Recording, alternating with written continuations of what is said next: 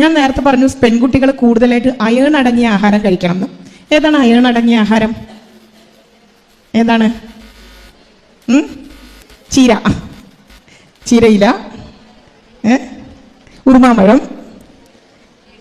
മുരിങ്ങയില, very good, മുരിങ്ങയില, ഈത്തപ്പഴം,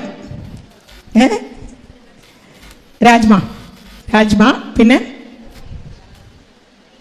ബീട്രൂട്ട്, ക്യാരറ്റ്, ഈത്തപ്പഴം, ഉണക്കമുന്തിരി, അല്ലേ? ഇതൊക്കെ അറിഞ്ഞുകൊണ്ട് രക്തം വരുമോ? കഴിക്കണം അല്ലേ? പെൺകുട്ടികൾ സ്ഥിരമായിട്ട് കഴിക്കണം എന്ന് തന്നെ ചില സാധനങ്ങളുണ്ടല്ലോ. അതേതാ?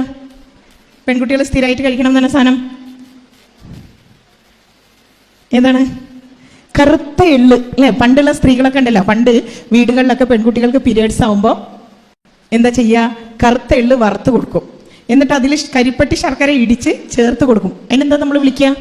എള്ള് പ്ലസ് ശർക്കര = എള്ളുണ്ട കൊടുക്കും, അല്ലേ? ഇന്ന് നിങ്ങൾക്കൊക്കെ പീരിയഡ്സ് ആകുമ്പോൾ വീട്ടിൽ ആദ്യം എന്താ തരല്? ബൂസ്റ്റ്, ഹോർലിക്സ്, അല്ലേ? കോംപ്ലാൻ. പിന്നെന്താ തരല്? കാടമുട്ട, കോഴിമുട്ട, താറാവ് മുട്ട, അല്ലേ? നേന്ത്രപ്പഴം വാട്ടിയത്, ഉരുട്ടിയത്, പൊരിച്ചത്, പുഴുങ്ങിയത്, പല വെറൈറ്റീസിൽ. ഇതിലെവിടെയെങ്കിലും അയൺ ഉണ്ടോ? അയൺ ഉണ്ടോ? കുട്ടികൾക്ക് എന്താ കിട്ടേണ്ടത്? അയണാണ് കിട്ടേണ്ടത്. അപ്പം എന്താ കഴിക്കേണ്ടത്?